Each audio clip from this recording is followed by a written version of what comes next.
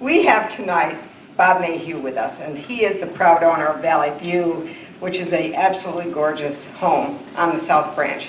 He's going to share with us some history, and I ran back just so I could make a few copies. So you're going to see me, Natalie, stapling a few copies together so that we can pass them around. Now, I don't have something for everybody, but maybe you can look at them and then share it as he's talking. Thank you, Bob. Thank you for having me. First of all, I was honored to be asked to speak for this event. I've followed it in social media. I have not been able to attend. Those of you that follow me know that I travel a lot. And I have to say that I gave it great thought because I had to put myself out there publicly for 35 years in my chosen profession. And once I dispensed with that, I've enjoyed my privacy. And I also realized that at a young adult age that nothing typically good comes from recognition. So having said that and debating with myself a little bit, I decided to do this evening because it's important. There are a lot of great things going on in Romney, and I'm a proud native son. And I was asked to speak about the home that I've called my own for now 40 years. I was 25 when I first bought it. Welcome, Longs. But let's get the important stuff out of the way first. Three days ago, my baby, whom many of you know, Hillary Lee Mayhew LaRose, gave me my second grandson in the space of 9 months. And to say that I'm over the moon would be to engage in understatement. And I'm blessed to have two beautiful grandsons, and importantly, two wonderful sons-in-law that I love and adore for my daughters. And those of you that are parents know wherefore I speak. I thought when I approached this, I helped the girls when they were growing up with social studies projects. And I had a lot of notes. So I thought I would approach first to give you the ownership chain. And then secondly, to tell you a little bit about Valley View, the home. Lastly, I thought I would share, if we have time obviously, share a few personal anecdotes. Because, you know, a house that's achieved 164 years of age has a lot of stories. I've only been a part of it for 40 years. Well, actually, a little longer than that, and I'll get into that in a little bit. But a history of Valley View today. I don't like to say I own anything. I guess maybe it's that American Indian belief that we own nothing, but we are tasked to be caretakers for things. So for 40 years, I've been blessed to be the caretaker for a beautiful old home I first saw as a young man when I rode along with my dad when he went to visit Mr. Paul Harmison and attempt to sell him used farm equipment. Now, those of you have heard of Mr. Paul Harmison. He is the grandfather of Janie McBride, young lady that I grew up with and who was the superintendent of the schools for the deaf and the blind. The Harmisons figure prominently in the history of this home. But it should begin with what is known about the land upon which it is located. Prior to 1747, when James Jenn surveyed Lord Fairfax's manor on the land on the Wapakoma, or Great South Branch, what is known about the land is limited to the general knowledge that Europeans had been settling in the area in significant numbers since the late 1600s. And in the 1730s, actual settlements began to appear because of the abundant lands that were available for hunting, trapping, harvesting wood, and cultivation. Obviously, there were natives, American Indians, who traveled this. We know this from the artifacts that have been unearthed over the years, and also the Indian mounds that dot along this area. I don't know if any of you were fortunate enough to see the artifacts which were unearthed at the Pancake Farm in 1985. But I was privileged to see those, and they were chilling, to say the least.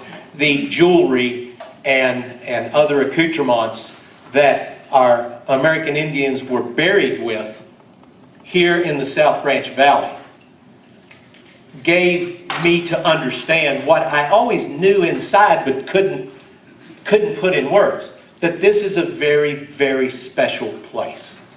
Those of us that live here, those of us that have chosen to live here, know that. What's happening in this community now is very important. Talks like this, restart, refresh. I like to participate in these things because I think it's important for us to pass these values on to the next generation so that all the hard work from literally 250 years ago won't be lost. Lord Fairfax leased lot number 20 to John Collins on the 8th of August, 1749. This 425-acre tract was probably occupied by Mr. Collins for some time prior to his obtaining a lease for it in 1749.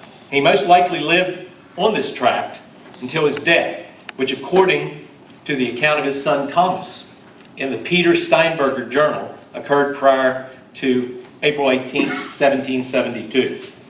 According to Hampshire County Deed Book 1, page 269, on March 11, 1765, John Collins sold 119 acres of Lot 20 to John Keating for 300 pounds sterling. Now, if you remember 1749, we are still subjects of Great Britain. Keating and his wife Joan owned several tracts of land in Hampshire County during the 1760s. He died prior to March 14, 1769, when the Hampshire County Court appointed Thomas Collins, the son of John, as his administrator. So as administrator of both the estates of John Keating and John Collins, Thomas Collins and his wife Elizabeth were in possession of all of Lot 20 by 1772, and they apparently lived on it for most, if not all, of the rest of their lives. Lot 20 is the lot which is what is known today as Valley View Farm. In most cases during this period, landowners would choose the location of their homes, being sure that it was above the floodplain, centrally located, accessible to existing roads, and able to provide sufficient water for their family. They also preferred a location from which they could have a good view of their surroundings, not only for practical and aesthetic reasons, but also for security. With these things in mind, Thomas Collins, or possibly his father, would have very likely chosen the site of Valley View for their home. The old log kitchen that Catherine Long, now this is, in doing this research, Catherine Long, who was Mr. Gary Long's mother, did her master's thesis, or was it her doctoral? Master's, that's what I thought. And she was also our teacher at Romney Junior High School. So in doing this research, it's brought back a lot of pleasant memories. And Mrs. Long was a great teacher. She taught social studies, I believe. West Virginia history. In West Virginia history, right. And I also have another teacher in the crowd tonight, Miss Louisa Hardy.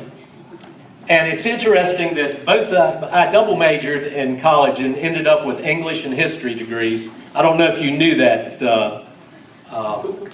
And I used that to good work because I went into the car business.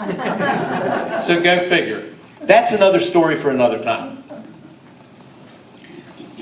In any event, Thomas Collins would have chosen the location, the current day location of Valley View, as the site of his home. We believe there was a home there prior to the current day home being built. There's a log cabin adjacent to Valley View that we believe was reconstructed by the Newell family after they bought Valley View in 1963 from Mr. Paul Harmison. I'll get into that a little more in depth later as well. But if you wish to come sometime, you are more than welcome. I would be glad to show you around and tell you what I know about it. Here's what I do know. We have historians and people that are interested in history in the group. And knowledge is collective. We build on what is known and try to expand our knowledge as we go along. Lots of the history of this lovely edifice, and indeed a lot of the structures that once adorned Romney, have been lost to the ages. Those of you that are old enough to remember know that we are seated on the site of the New Century Hotel. It was torn down. I think I may have still been in high school or in college in the early 1970s when this was, of course, originally a Tasty Freeze built by Lee Wesson, and then the Bank of Romney turned it into this wonderful community center. But be that as it may, we don't believe that was the first building on the property. It sits on a promontory overlooking the South Branch Valley, which really satisfied all the qualities that I told you about earlier. According to Hampshire County Deeds, on May 10, 1817, Thomas Collins sold Lot 20 to James Parsons. July 8, 1773 to January 1847. Now, for the purposes of this talk, you need to remember there were two James Parsons, Sr., who died in 1847, and Jr., whose nickname was Biggie, who died in 1858. Parsons was Mr. Collins' neighbor who lived with his family in the home Wapakoma. Now, for those, I hate to be obvious, but for those of you that don't know, Wapakoma is the Parsons family home, which is behind the Potomac Eagle train station now. And Wapakoma was the home of James Sr. and James Jr. Interestingly enough, Wapakoma is about to be deeded from Chip Parsons, who is Charles Heber Parsons IV, to G.T. Parsons, Timmy's son, who's a firefighter. He's the fire chief of Romney Fire Department and a paid firefighter in Cumberland, Maryland. The ownership chain goes from the 1770s to current day, uninterrupted Parsons family. I was fortunate by virtue of the fact that my mom and dad were best friends with Heber and Ann to grow up with Chuck and Tim. Chuck left us far too soon, but running around Wapakoma as a child, we would go upstairs and play in the attic, and there was a Fairfax land grant with a wax seal in the attic. I was assured by Chip and GT that that still exists, and at some point in time I would love to get it out and be able to share it with y'all.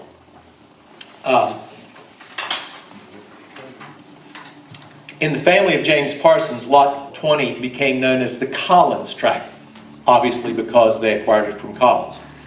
James Parsons had three sons reach maturity: James Parsons Jr., Biggie, David Casey Parsons, and Isaac Parsons. Isaac was the youngest, and he inherited Wapakoma, or Lot 21, known as the Casey tract. Collins tract, Casey tract. David Casey Parsons inherited the Cunningham tract, which was Lot 13 on McDowell Run, and James Parsons Jr. inherited Lot 20, the Collins tract. These three were devised by James Parsons, their father, in his 1846 will. Now, somewhere in the area, I brought James Parsons Sr.'s handwritten will, a copy of it obviously, and letters written from Biggie Parsons to his sister, who married Adam Stump in the 1820s, 10s, 20s, and moved to Kingwood, West Virginia. Obviously, this was in a time when America was expanding westward, and apparently land was plentiful and bountiful in Kingwood, and that's where they moved. Carol's going to pass out some of those letters for you to read. You're welcome to keep. I just would ask for the originals back. Each of these 3 sons all had a wife by the time this occurred, and several children, and had been living on those tracts for several years. The proximity indicated by the 1850 census of Hampshire County suggests this with David Casey Parsons at household number 1362 above Romney and adjacent to John M. Pancake, while James and Isaac Parsons are listed with families below Romney at the adjacent households, respectively. According to a letter written by James Parsons Jr. on November 29, 1828, to his sister Mary Gregg Parsons Stump, all of these names are prominent names in the history of Hampshire County, by the way. He invited her and her husband, Adam Stump, to his wedding that he was planning to marry Elizabeth Millar. Now, it's important to note, I did not misspeak. What we know as the Millers today, in those days were the Millars. And some chose to change their names, some haven't. The Millars, located in the Dry Trough in southern Hampshire County. And I guess the dirty little secret of it was there was a lot of intermarriage between families in order to hold the tracts together back in those days. That obviously is a subject for another time and is way over my pay grade. And indeed, Biggie married Elizabeth. She was born in Scioto County, Ohio on December 11th, 1809, a daughter of Michael Millar and Hannah Decker Millar. It can be assumed that James Parsons Jr. and his new wife most likely moved into the old Collins place shortly after their marriage. Over the next 22 years, 11 children were born of that union. Twin sons, Isaac and Michael, born in 1829, died in infancy. James, or Zip, was born March 20th, 1831, and he graduated from Georgetown College as valedictorian for his class with a degree in civil engineering. He married Sarah Caroline Petticord on November 15th, 1858, and died in 1894. An interesting trait of, if you've done any homework about Valley View or the other old homes in the area, when folks came to visit back in the days, obviously they were either on a horse or in a carriage. The train didn't get to Romney until 1900, so they would have ridden a horse, and typically their visits, they stayed for a few days. Well, one of the traditions was the visitors wrote their names or initials in the pointing of the mortar of the house. The oldest I've been able to find, which survives today at Valley View, is 1858. As you will see as I go along in my presentation, 1858 was a watershed year for the Parsons family.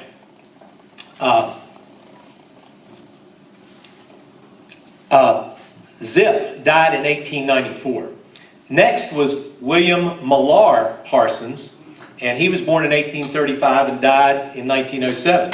He graduated from Dickinson College, which still exists, Carlisle, Pennsylvania, where he met his first wife, Annie Bentz, and who married a second time to Sarah Maria Millar in 1875. He died in Chicago. The fifth child of James and Elizabeth was John David Parsons. He was born in 1837, died in 1916, who during the Civil War served in both Company K, 13th Virginia Infantry, Hampshire Guards, and Company D, 11th Virginia Cavalry Laurel Brigade. He moved to Shaw, Kansas, and married Kate M. Milliken on March 18, 1874. 6 was Nicholas Casey Parsons, who was born January 6, 1840, and who was attending Georgetown College when, 5 days after the death of his father, he died on 19 October 1858. Both Biggie and his son died within 5 days of one another. The 7th child, the rest of these children did not grow up at Valley View, which you'll find out shortly. Hannah Catherine Parsons was born January 1842 and lived until 1914. She married Dr. S.G. Harlan in Old Town, Maryland on February 26, 1863. This may be the same gentleman as Private J.S. Harlan, Virginia Cavalry, Confederate of Hampshire County, in the late conflict. It allegedly changed hands 55 times. I don't know if that's true or not, but I know that it was Romney existed on a natural invasion route between the southern stronghold, Winchester, Virginia, and the northern stronghold of Cumberland, Maryland. So it's entirely reasonable that possession could have been just as simple as one body of soldiers galloped off when they knew the others were coming. With the exception of General Stonewall Jackson resigning his commission, thank you, because he was unhappy with a general he left here in charge of Romney in 1862. We don't believe there were any great pitched battles fought here. However, as a child, helping my parents dig potatoes in the fall, my brother and I did find Civil War mini-ball bullets. So it tended to bring it home. But anyway, if so, his frame of mind, we're talking about Colonel J.S. Harlan again, it may have influenced his frame of mind when he named the house he and his new bride lived in on the west side of the South Branch River, Stony Lonesome. For those of you that don't know, Stony Lonesome still exists. It's right across the river from Valley View. You can walk the railroad trestle to get to it. And it has been occupied by John Dan and Suzanne Setar for probably the last 30 years. And it's interesting that Biggie Parsons built all of these houses, allegedly for his children, but knowing the time frame and the history, we don't believe that was the case. So again, in history, you try to weed out the misinformation and go with what you do know. Yes? Do you know where the name Stony Lonesome came from? You know what? I do not. It doesn't, I have not found anything in my research that would indicate. I have a pretty good idea of why Valley View was named, and we'll be getting to that in a little bit. Some sources suggest the house was built for Hannah by her father, but since she was only 16 and still single when her father died in 1858, it most likely had been built for some other reason. Hannah and her husband moved to Erie, Kansas in 1871. And are you all denoting a trend here? When folks moved, they moved to Kansas. Perfectly good reason for that. There was a lot of land available.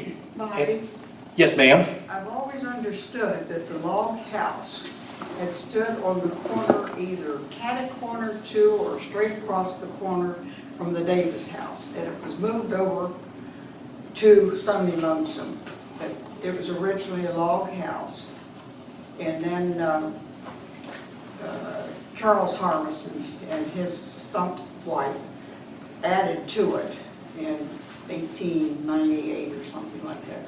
I believe there's something to that. I have a little information that I unearthed regarding that I've got some that I'll get into when we get to the Harmison ownership, which is coming up pretty quickly, actually. When Biggie died, things changed.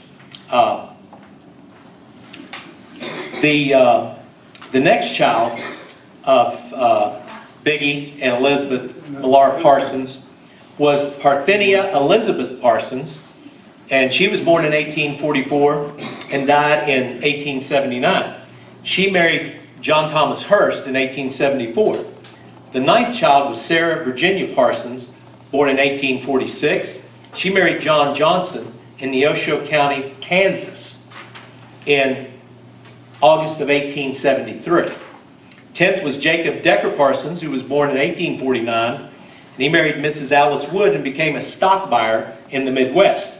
And last, the 11th child, Charles Anderson Parsons, was born in 1851 and passed in 1879. He married Elizabeth Guthrie in Cornell County, Texas. Relatively little is known about James Parsons Jr. He was also known as Big Jim, and he is believed to have built Biggie's shanty on Nathaniel Mountain, east of the Trough, which served as a Confederate hideout during the Civil War. That's how the nickname Biggie came. He was a very large man, and he would ride his horse down to the South Branch and soak himself in the river to comfort his ailments. He was well provided for by his father, who died in 1847. He sent at least 3 of his sons to college and built the present-day brick home known as Valley View. He died 14 October 1858 of consumption. Now, for you youngsters, that was a term used back in the day for tuberculosis. So, just so you know.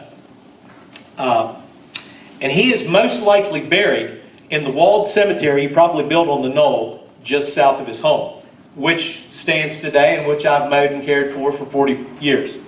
His will or records of his estate have not been found, and they most likely were recorded in Hampshire County Will Book number 20, which was lost during the Civil War. The walled cemetery is a mystery, since no original markers are found within it.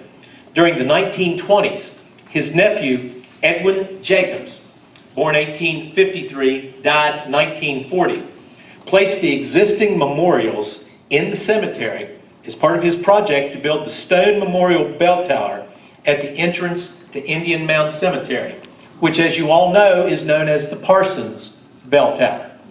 And it was built by a descendant of Biggie Parsons, Jacob. And as you know, Jacob is a prominent name in Hampshire County history, inasmuch as one of West Virginia's governors hailing from Hampshire County was John Jeremiah Jacob. At his death in 1940, Jacobs left $500 in the hands of his trustee, Heber Parsons Sr., for the upkeep of the cemetery. As a personal note, I've never seen a cent of that money. And I don't care. It is a holy trust in which I've undertaken, and I'll tell you a little bit more about that later. The monument placed by Jacobs in the cemetery indicates that he believed that not only were James Parsons Jr., Biggie, and his son Nicholas Casey Parsons buried there, but also the parents, 2 brothers, 2 sisters, and a nephew of James Parsons Jr. These other 7 burials were more likely located at Wapakoma, whose cemetery was supposedly moved to make way for the railroad at the turn of the century. 1900, by the way. The turn of from 1899 to 1900. After the death of James Parsons Jr. in 1858, his widow and children remained on the property for several years, and it was there that they endured the Civil War. With a son serving in the Confederate Army, the family most likely suffered economically and otherwise from the war, as did most every family in this area. But their brick home and family survived. According to a deed dated October 5th, 1869, in the Hampshire County Courthouse, Elizabeth Parsons, the widow of James Parsons Jr., sold lot number 20 to Charles Harmison and moved into the vicinity of Neosho River Valley in Kansas or southwestern Missouri, where she bought a farm. She died there on the 28th of July, 1883. And thus ends the Parsons ownership of Valley View. And on the scene comes the Harmison family. Charles Harmison was born in Illinois on the 2nd of June, 1823, a son of Thomas Harmison. He moved to Berkeley Springs in 1840, and by 1860 was living in Harrison County, Virginia. On 4th of May, 1854, he married Elizabeth Betty Adams Smith, who was born in 1827 and died in 1903. She hailed from Fauquier County, Virginia, a daughter of Charles Chilton Smith and Patsy Adams. Charles Harmison and Elizabeth Smith were the parents of 8 children. Blanche, 1855 to 1937, who married Charles G. Hathaway in 1881. Byron Littleton Harmison, 1857 to 1930, who married Mary Bell Carskadden, which is a name you may recognize from Mineral County, which was then still Hampshire County, as was Hardy and Grant. Lucy Ellen Harmison, 1858 to 1929, who married A.B. Carrell Whittaker on the 3rd of June, 1885. Charles Chilton Harmison, 17 November 1860, 1 March 1935, who married Magdalene Lena Stump, who was born in 1868 and lived until 1900. Married her in 1892, and they lived at Stony Lonesome. Martha Mattie Wood Harmison, 1862, who lived to 1950. She married Robert Adams in 1888. George Edward Harmison, who was born in 1863 and lived until 1916, and he married a name you may recognize, Carrie Bell Fox, from which the name Fox's Hollow. And I was gifted to be visited early, right after I bought Valley View, by a gentleman that worked for the Fox sisters, who lived at Valley View. He worked in the fields, and he would come up, they would give him sweet tea. He ended up being an executive with Eastman Kodak Corporation, painted me a beautiful picture of Valley View, would come back, take pictures, tell me stories, and I've been able to gather some of the information from the people who visited. I've got a couple other good stories to tell you about that later on in this, but I'm trying to get through the genealogy of it for you and not go too far in the weeds. They lived at Valley View, obviously. Malcolm Gerstel Harmison, born in 1867 and lived until 1937, and he married Mary Kate Parsons in 1891. And last but not least, Frank Lupton Harmison, who was born 22 April 1870 and lived until May 18, 1942. Frank was the youngest child and the only one born at Valley View. He married Elizabeth French Guthrie on December 11, 1900, and built and lived at Green Meadows. For his second wife, he married Willie Raines on September 1, 1923. Now, Mayor? She's not here? Well, sadly, I wish she was back for this. Frank Lupton Harmison was the father of Hannah Blue Harmison, who married a dashing police officer from Grafton, whose name was Cookman. And Hannah Blue Cookman married Jim Cookman, and they had Beverly, Donnie, Judge Cookman, and Jimmy Cookman, with whom I started first grade and finished college with, and who to this day remains a dear friend and a great source of inspiration to a lot of people. So again, that history is a living thing, and I guess that's what, if I don't get anything else through to you tonight, especially the youngsters, history is a living thing. It informs our knowledge, and if we don't learn from it, as the old saying goes, we're doomed to repeat the mistakes of the past. According to Catherine Long's thesis, It was Elizabeth Betty Smith Harmison who named Valley View shortly after they moved there in 1869. Her home in Virginia had been named Western View. Today, the road leading from Romney to Valley View is known as Harmison Lane. Well, we know better than that because it was renamed by the town of Romney as Depot Valley Road. But it was once known as Harmison Lane. We do have a Harmison Lane up near the old state, or the state police barracks in Romney. So the Harmison name does go on. According to Hampshire County Deed 72, dated 25th October 1897, George Edward Harmison bought Valley View from his brothers and sisters. In 1916, he willed his home to his wife, Carrie Bell Harmison, some of us remember, who conveyed it to Paul C. Harmison in 1946. Now, Paul was the father of Janie McBride's mother, Mrs. Kirkendall, Sue Jane Kirkendall, who was also our teacher at Romney Junior High, and a great inspiration, a great teacher, and a great human being. See, timing is everything. You just missed Frank Lupton Harmison. My grandfather. Thank you very much. We're not in so big a hurry that we can't go back. Thank you. Anyway, in the 1916 will, he willed his home to his wife Carrie, who conveyed it to Paul C. Harmison in 1946.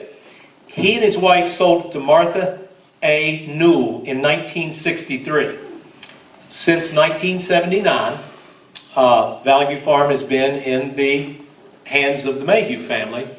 My father and his business partner at the time, Rennick Williams, who married Betty Pancake, and to this day lives in Moorfield, and who is, I credit, I think everybody should have a hero in their life. My dad, obviously, is a great hero of mine and a mentor, and we were business partners for 25 years. And now that he is in early stages Alzheimer's, the 25 years that we spent together mean a lot because he still recognizes me, and that's priceless. But be that as it may, they bought the farm, and being the bold, crass character I am, Dad wanted nothing to do with us, I want you to know. I talked Rennick into selling me and my first wife, Nancy, the mother of my children, that house when I was 25 years old and had no idea what I was doing. I'm not embarrassed to say that. The argument could be made by those of you that know me, I still don't know what I'm doing. I thought I beat you to the punch, Dan. In Catherine Long's 1949 thesis, and hopefully this makes Gary happy because her thesis was a great source of information and inspiration. She states that the brick portion of Valley View was built in 1855. Her sources were interviews with Carrie Harmison and Elizabeth Williams. This seems historically reliable and is supported somewhat by the names and initials of several of the children of James Parsons Jr. in the mortar used in the walls around the attic stairway, which are accompanied by the date 1856. If you come visit, you will see all of these survive in pristine condition to this day.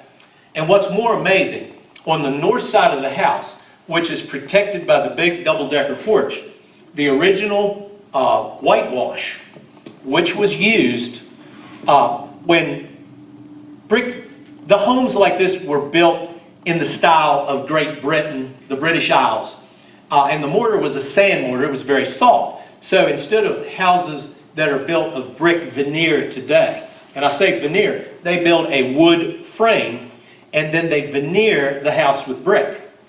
This house, the brick is also the foundation. The exterior walls are 1 foot, they're 3 brick thick.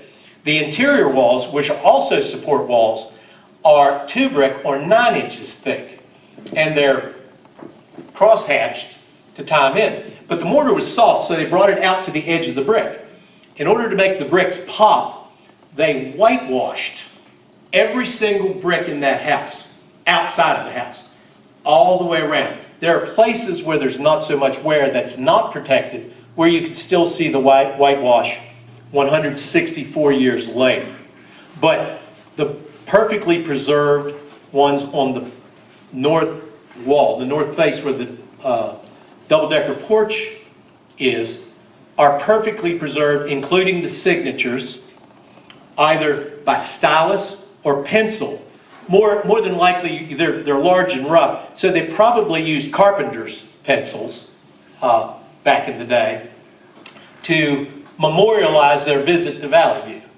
And I find that very interesting.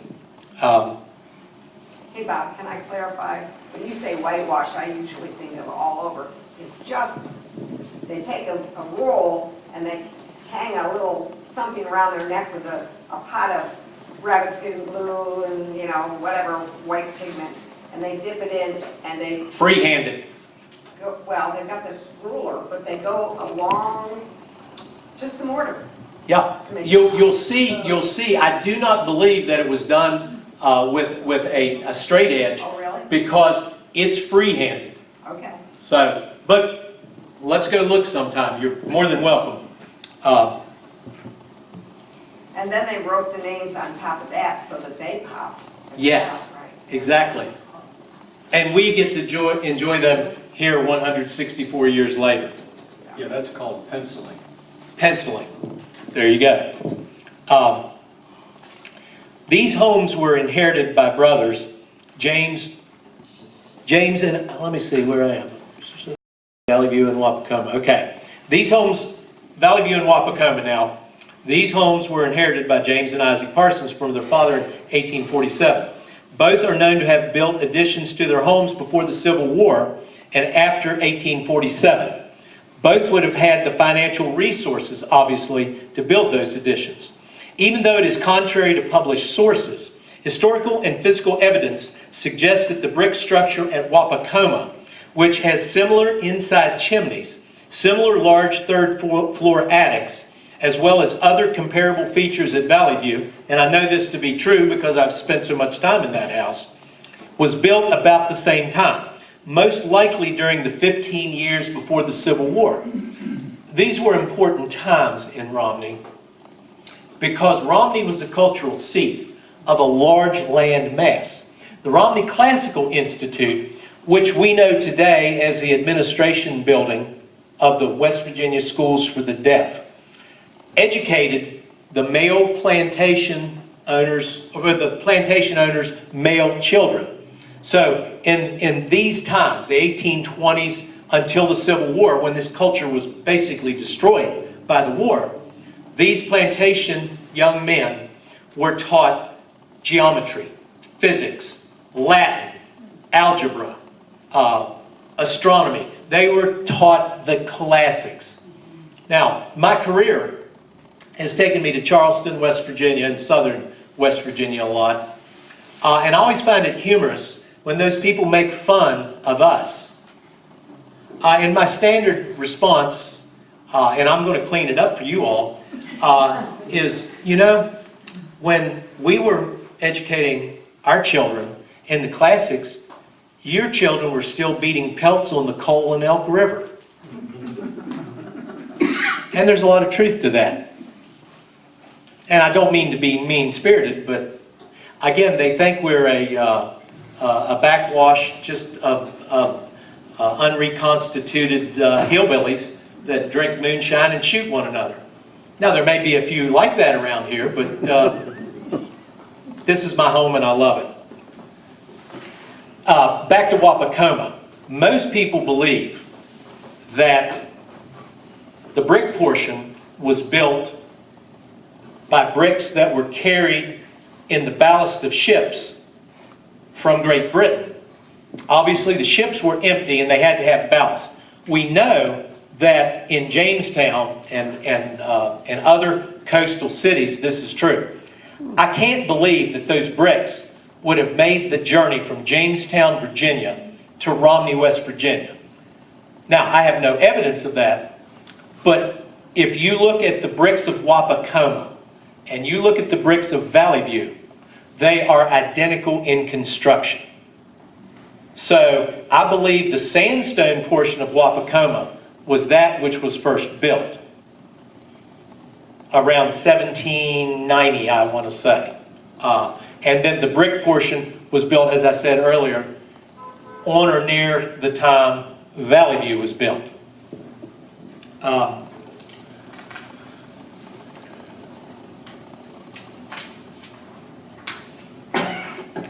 Valley View is significant for its Greek Revival architecture. According to architectural historian Courtney Fint Zimmerman. Now, I'm guessing, Janie, you probably know Courtney because her grandfather was Jimmy Fint, the quarry owner that ran around with, actually, he was friends with your late husband. You talking to me? Yes, I am. Oh, okay. What was it again? Courtney Fint Zimmerman. She's the granddaughter of Jim Fint, who owned what is the quarry. That was Flint, wasn't it? No, it was Fint. Okay. Yeah, it was Fint.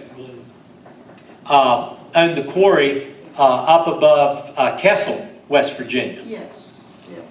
And anyway, she was very helpful in my ability to get Valley View on the National Register of Historic Places in 2012. Valley View is a characteristic example of the Greek Revival style for more practical residential applications in outlying areas. Valley View House has several Greek Revival design characteristics, including a symmetrical architecture plan and elevations and substantial formal mass. Valley View's applied details in the Greek Revival style, including the front entrance entablature and portico. They are more limited, yet the variations that can be seen on the house and other estates in the South Branch Valley illustrate the flexibility inherent in the design style. According to Zimmerman, large houses like Valley View served as the centers of the plantations that formed the basis of the local economy and social life in Hampshire County. As I said, I was able to get it added to the National Register in 2012. Just a couple little details. It's a two-story brick structure with a rectangular architectural plan. Exterior dimension, it's about 50 feet long and 32 feet wide. The ceilings are 10 foot. It's a 4 square. There's a downstairs foyer and an upstairs foyer. A grand staircase leading up to the second story. Sometime in the 1930s, they walled off a portion of the upstairs foyer and put one of the first running water bathrooms in Hampshire County. In addition, in approximately 1923, a gentleman from New York by the name of O'Hara wanted to bring electricity to Romney, and he cut a deal with the Harmison family to put a water wheel in the South Branch. And as part of the transaction, Valley View was one of the first electrified homes in Hampshire County. And I've been able to save some of the post and, help me out here, the old electricity was post and, knob and tube. I've been able to save those. They're not in use anymore, obviously, but for historical purposes. The first floor of Valley View is literally pine tree trunks this large. Those were cut down level with an ADZ, an axe type of structure that leveled them off. You can see the logs were all hand cut, and then 1.25 inch tongue and groove white pine floors were laid on the logs. The second story floor joists are 4 by 10, and those are sawmill logged. They're sawmill cut. As I said, the brick goes from the foundation to the attic. It's literally built like a fortress. It's I've made very few cosmetic changes to the house. If you look at Valley View today, you will see that there are chimney caps on all 4 chimneys. A gentleman, it's a great story. Right after I bought the place, I saw that the rain was causing real problems to that soft mortar. And I talked to a gentleman who was a brick mason from Green Spring. And he was a Mormon. So I rang him up, he came up to visit, and it was literally where a want met a need. I was 25 or 26 years old. I was working for my dad, selling automobiles, substitute teaching part-time, and doing subsistence farming just to feed my family and try to make a go of it. And I didn't have the money to have a professional do the chimneys. So this gentleman came and he gave me an estimate, and he kind of saw I was downtrodden, and he said, "Can't you afford it, son?" And I said, "No, sir, I can't." And he said, "Well, what can you afford?" And I told him, $500. He said, "You know, my son is on a mission trip in Africa, and $500 is what I need to fly him home. I'll do it if you will be my hodsman." And I said, "You've got yourself a deal, sir." And I learned a lot about brick masonry. One thing, it's the second hardest job I've ever done.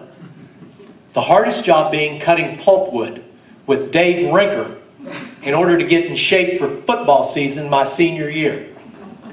But being a hodsman for a bricklayer was the second hardest, because we put a ladder up to the roof. We nailed another ladder on the roof up, and we built a scaffolding. And I had to carry 2 5-gallon buckets full of either brick or mortar 25 feet up the ladder, another 15 feet, and lay it there and keep that stuff coming. But what a wonderful education, and what a memory to have of preserving what I consider one of Hampshire County's great sacred trusts. Remember what I said at the beginning. I own nothing, but I've been blessed to be a steward for many important things in this community, and I am thankful every day for the opportunity I've been given. The rear facade of Valley View faces northeast across the South Branch Valley toward Mill Creek Mountain. The two-story double porch, which I had to rebuild about 15 years ago, goes the length of the house. And interestingly enough, when weddings were held there, that's where the bride would go to throw her bouquet over her shoulder. I have pictures of when Sue Jane Harmison married Richard Kirkendall, and the picture is in front of Valley View with Sue Jane. I can't call her Sue Jane. To me, she's Mrs. Kirkendall, so forgive me. But she's standing with her husband and her parents on either side, and there was not a smile to be seen. So I don't know. Maybe there are other pictures in existence where they were happier in that picture, but I've always thought about that. Now, to close this portion, I've chosen a letter that was written by Biggie to his sister, Mrs. Stump. And I want to warn you that it has something pretty horrifying in it.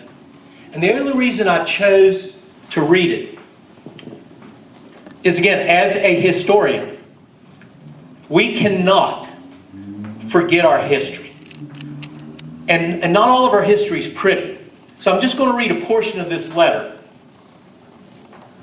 Dear brother and sister,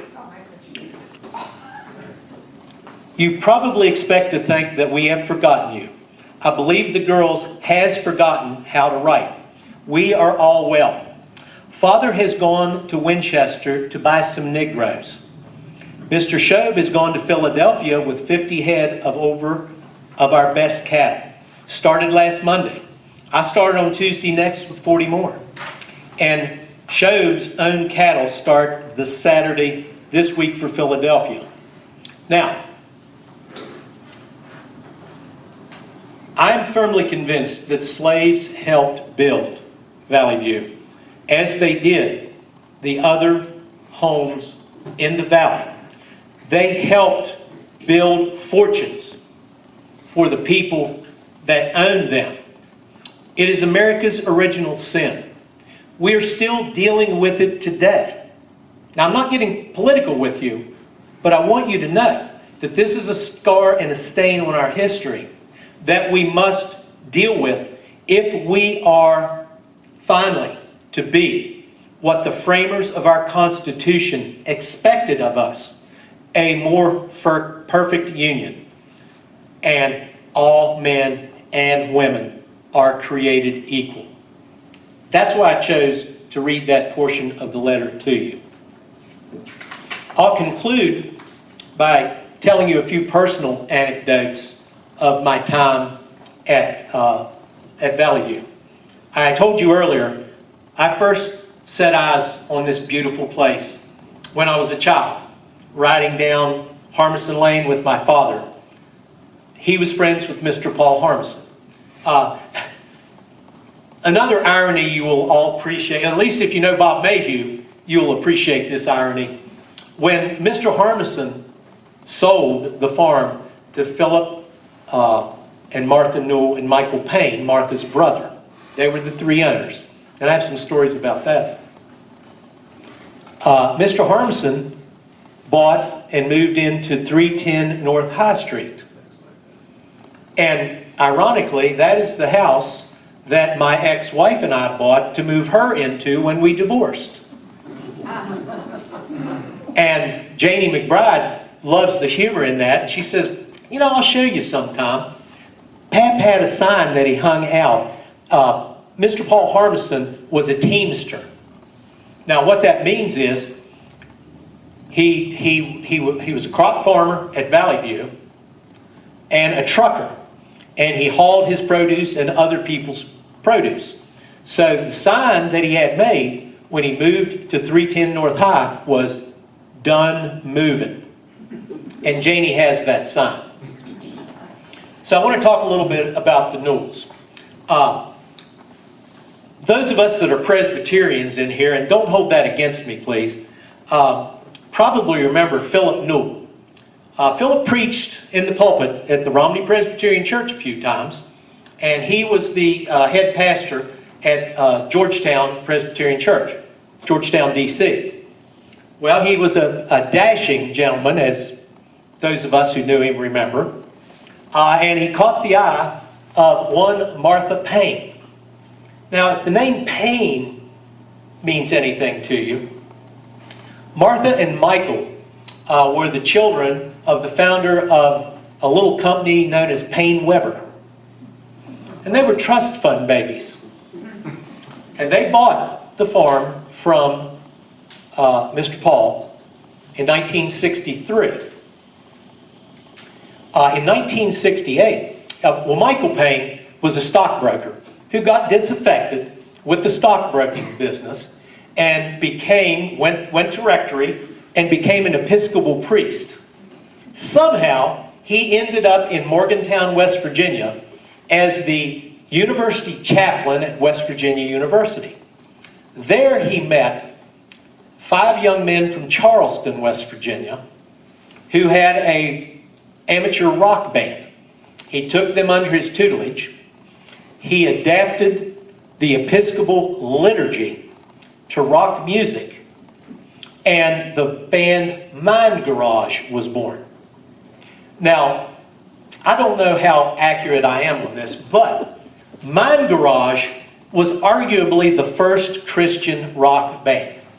In 1968, I was 14, living on Potomac Avenue, and actually in the house where my parents live today, that they brought me home from Cumberland Memorial Hospital in 1954.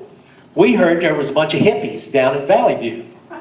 So me being the adventurous type, I enlisted some of my Confederates, and we rode our bikes over to the Romney shoe factory and parked our bikes and walked through the weeds, and sure enough, I mean, there was a band playing loud music.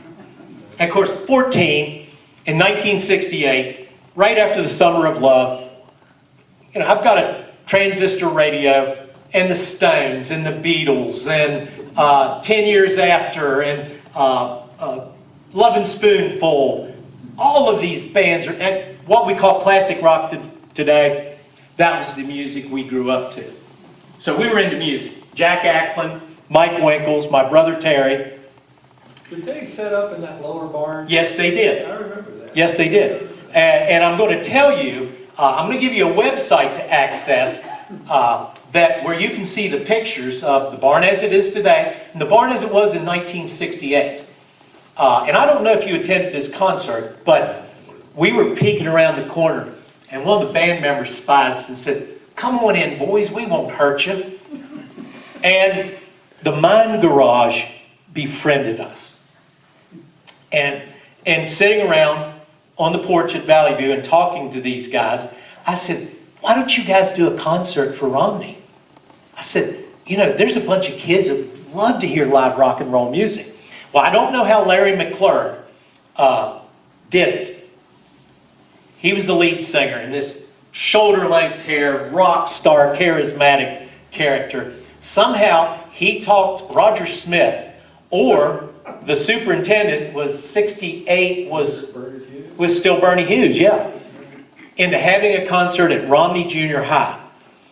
And my memory of that 51 years ago was their speakers were on poles. Now, Mr. Bales, my friend, do you all put your speakers on poles? We did. Excellent. Well, that was my memory, and that it was the loudest. I mean, they blasted. And of course, anybody's been in the Romney Junior High gymnasium, the acoustics are horrible, but they blasted everybody out of there.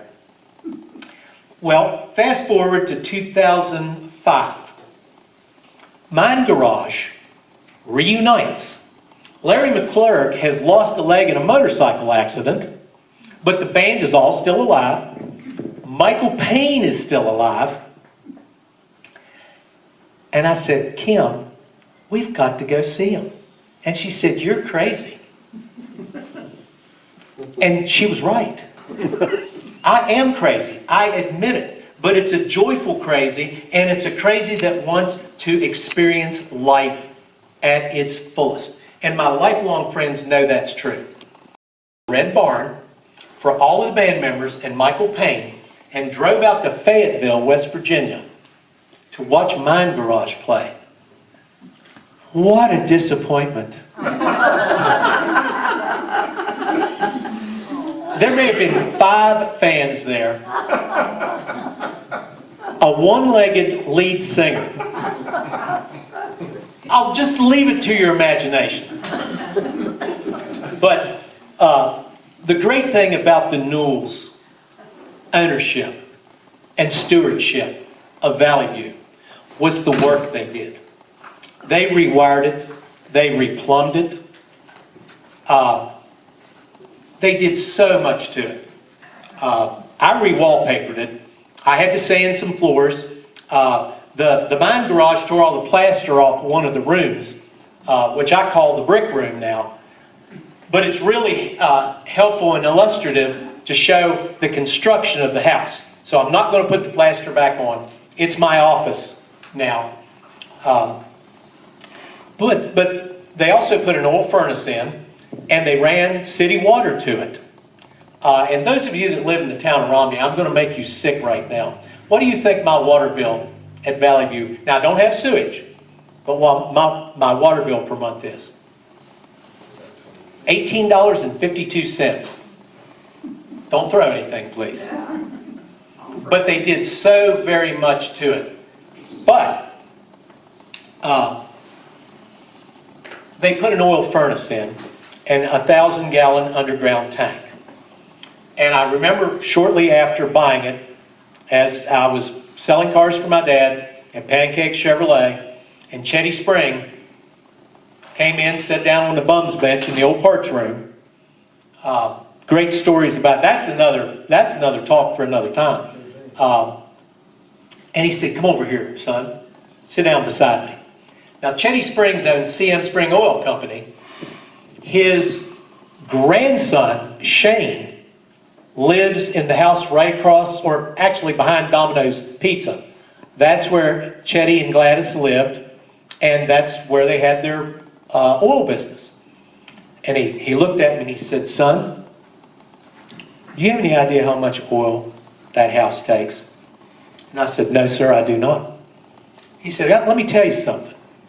In the wintertime, I deliver oil once a week, and the house is uninhabited. Over 1,500 gallons a month.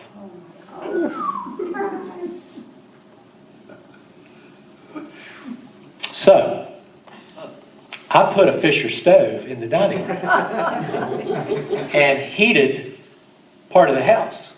Cut off half of the house. Guess what I found out? Copper pipes freeze and burst. So another name from the past, Bill Long.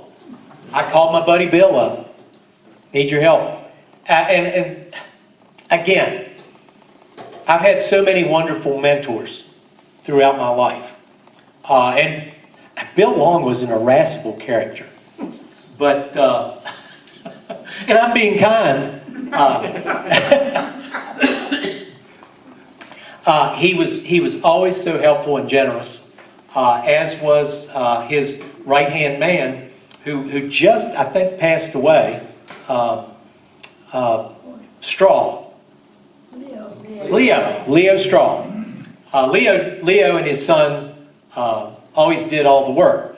Bill just gave the estimates and collected the checks. But they fixed that.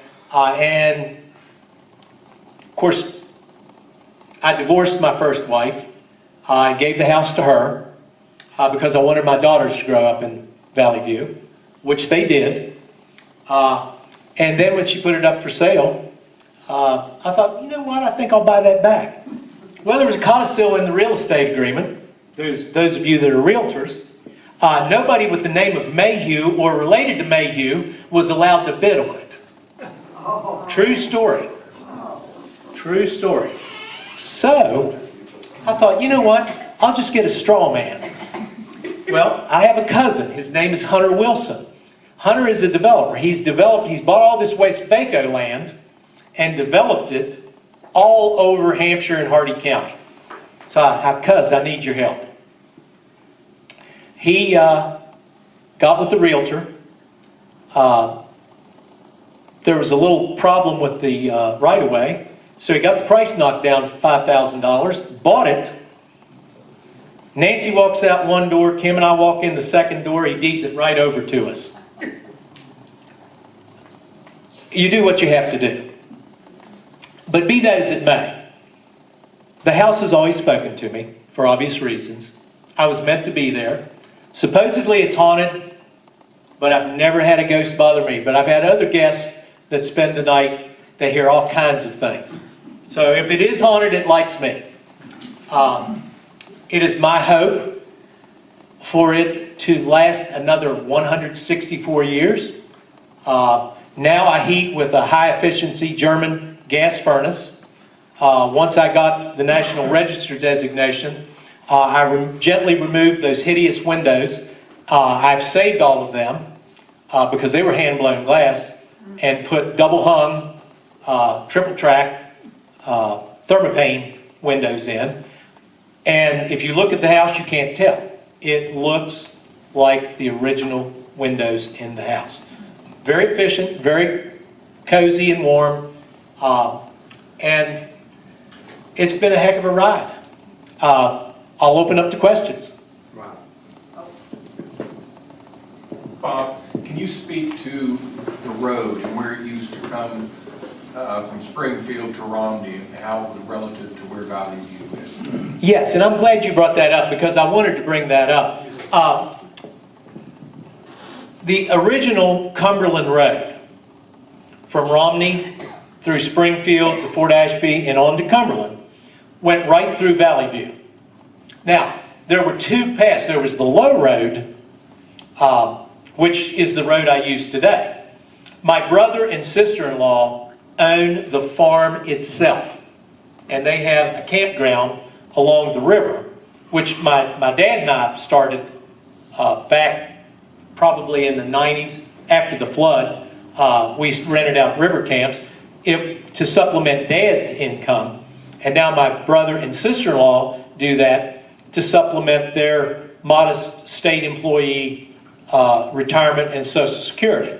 So I'm happy with how all that's turned out. My father offered to split the farm and give me half, and I refused because he sold me the dealership, and I did very well, thankfully. And I wanted to see my brother have the farm in whole. Perhaps someone one day will put it back together in one. We don't know what the future holds. But the other road was up on the hill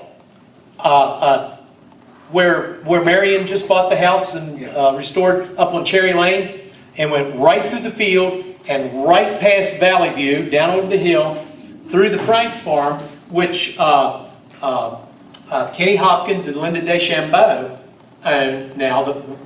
It was known as the Frank Harmison place. It went straight through there by the cold storage and then followed what is current Route 28. But I don't think it went across the mountain. I think it hugged under the hill around on the... It came back out to where the bridge is. Right, Harriet Farm.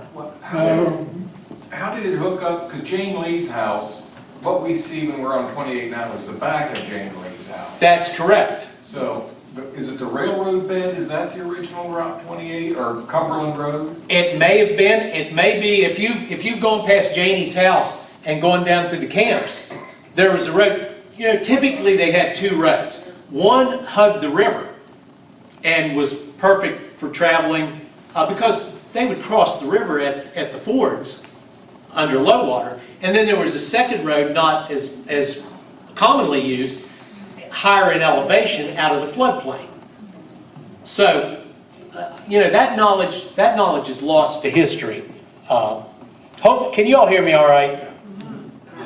I'm only using this as an affectation because Ken wants a good recording for God knows what. That's kind of a bridge. That's kind of a bridge. For extortion. Yeah. But Bobby didn't, the Route 20, whatever its name was, didn't it go in over Fort Ashby and go up a Cedar Knob and cross the river at Harriet's? Yes, I believe it did. But again, those roads were used before our time. Charles? Was there a road that came down, as you described, the high road, and then went back and crossed the river through Mechanicsburg Gap? Yes. That's why the Union soldiers built Fort Mill Ridge. Was because that gap was, well, it was the Northwestern Pike. Right. What I'm saying is the road came through your place and then back south to get through that gap. That's correct. Because there's a natural ford on the farm that puts you across to what is now known as the Cedar Farm. Another question. Sir? Did I understand you correctly to say that none of the monuments in the cemetery were actually there to represent burials? Yes, and what I said was, it is believed that the Parsons were all buried in the original family cemetery at Wapakoma, which those were disinterred and removed to Indian Mound Cemetery so that they could build the railroad in and around 1900. The railroad came to Romney, I think, in 1890. Yeah, and then made it to Moorfield and Petersburg by 1910. Do I need to wrap up? No, I was going to see if, I don't know whether their questions could be heard, and now you're saying yes. But rather than run it back, repeat a little bit of questions. Yes, I would be happy to. Anybody else? Once again, I would be remiss if I didn't mention two very dear friends of mine who actually got me to fall in love with Valley View. And that would be Carl Taylor, better known as Hank, and Sue Seville. Now, Sue graduated with Steve and I, and their daughter, Yvonne, was our pet. Yvonne was born while Sue was still in school. And after, Hank was 2 years ahead of us. And they married just as soon as, well, actually, Sue was married before Yvonne was born, while she was still in high school. But they lived at Valley View and were the caretakers for the Newells. And those of us that were friends used to go down and party with them. And quite wonderful parties we had. I'm going to finish up with the Grease Man story because it's too good not to share.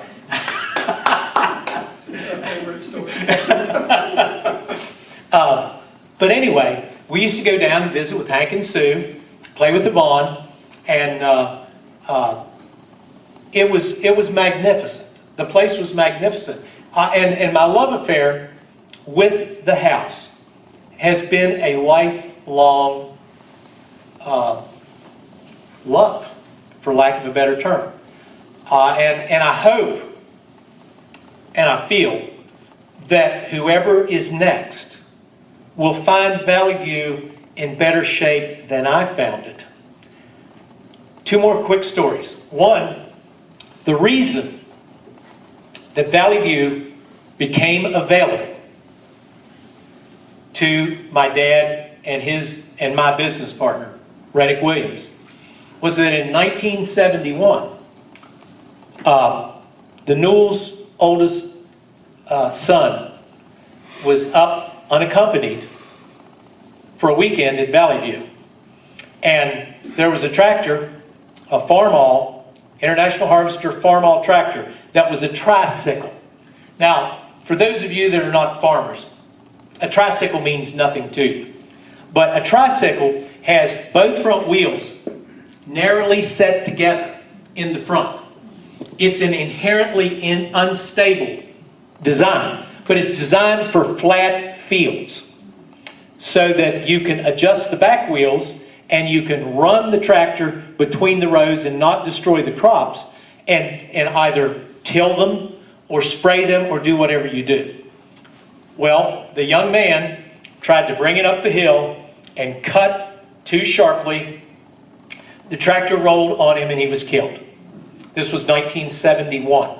I was a junior in high school. The death and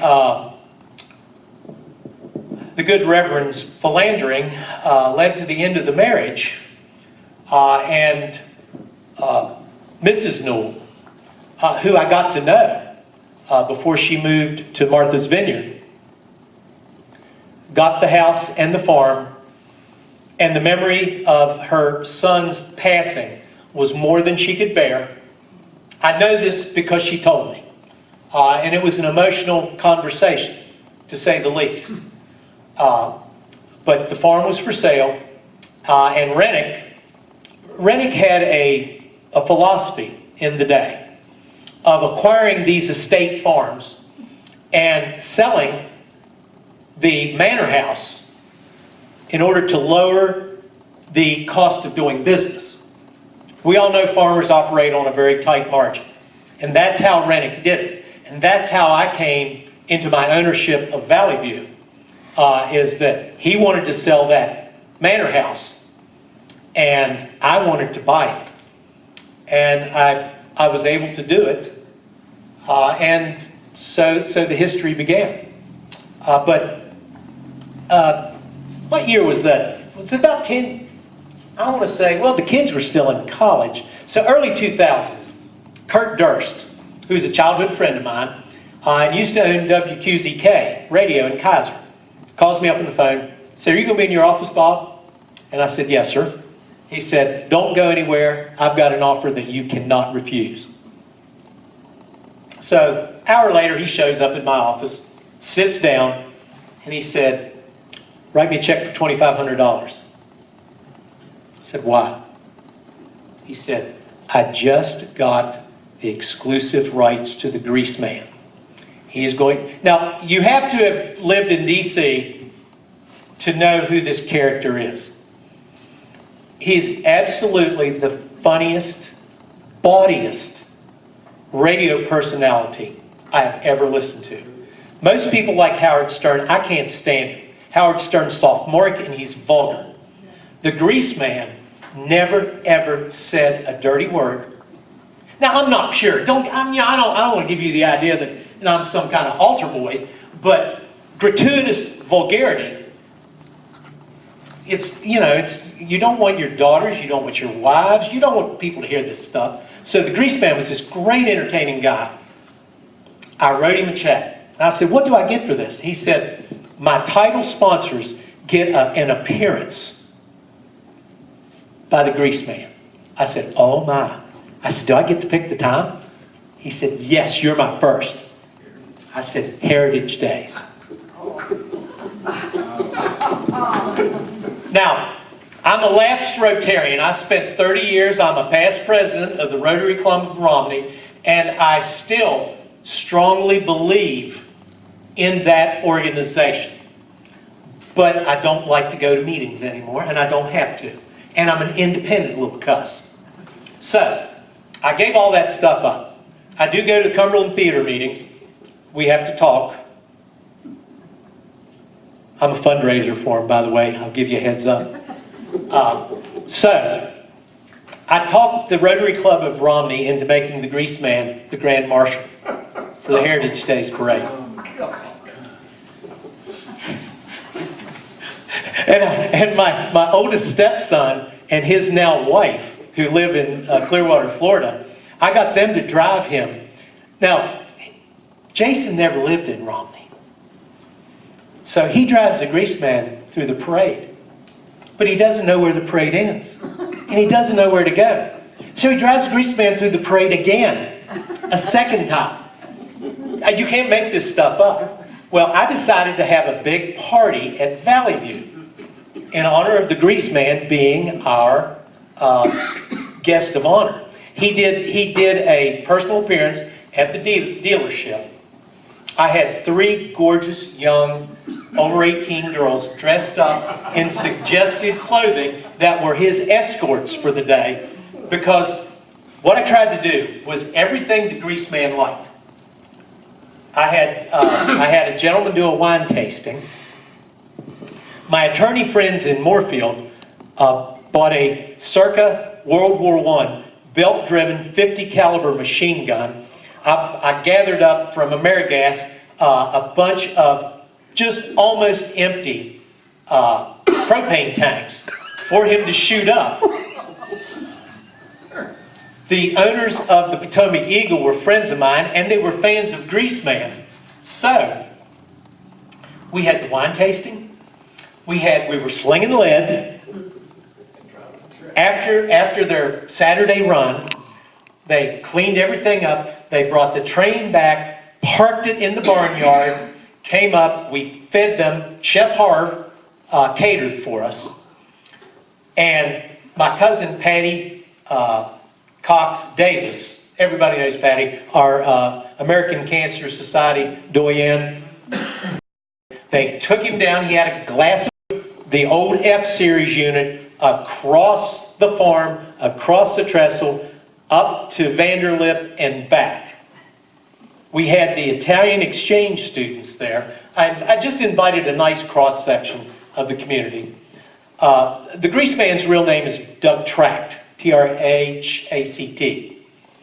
Doug looked at the Italian students and spoke to them in fluent Italian for at least 15 minutes. The guy blew me away. He was one of the sharpest characters I ever met.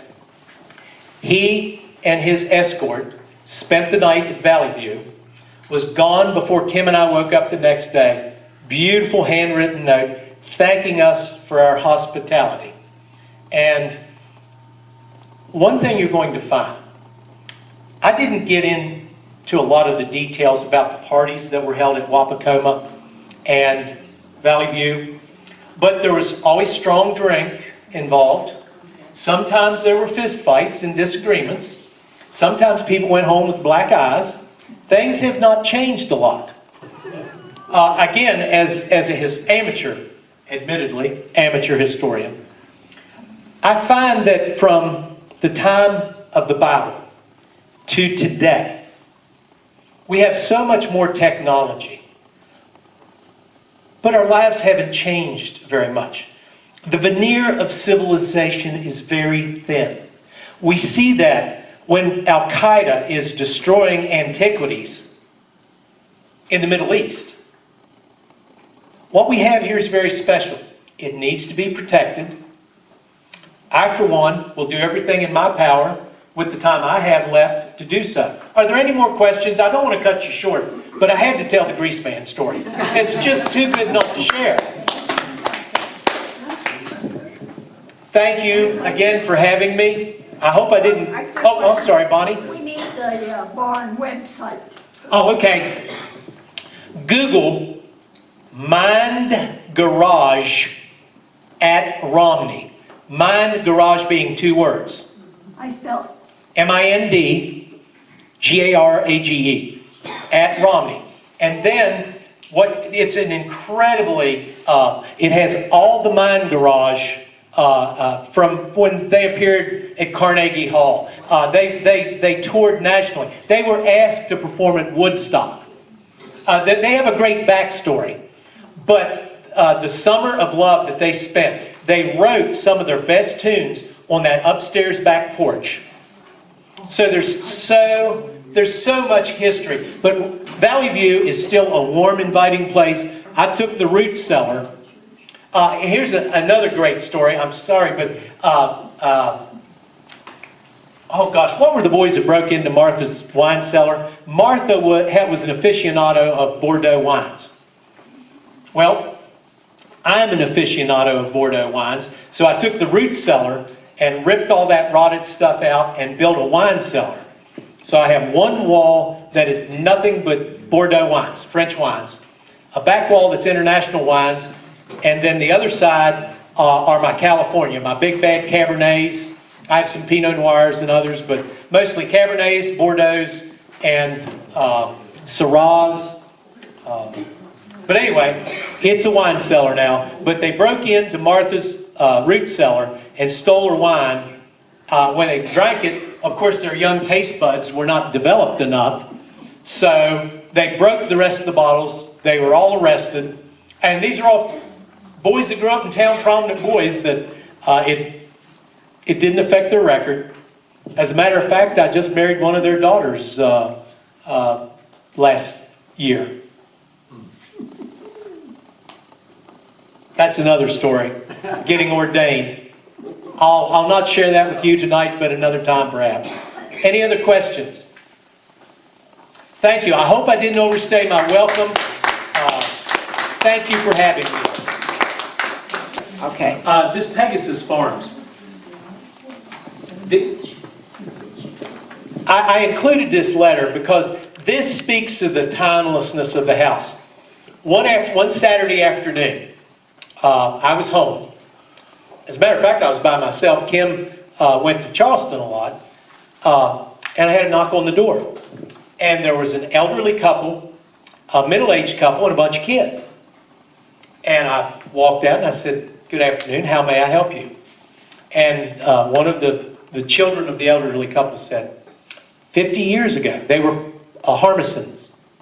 50 years ago, my parents were married in the parlor of Valley View. Would you consider letting us come in and let them renew their vows? Well, I'm not an emotional man, but I almost burst into tears. And I said I would be honored. And they said, "Would you stand up as my dad's best man?" I had a hard time keeping it dry then. I said I would be honored.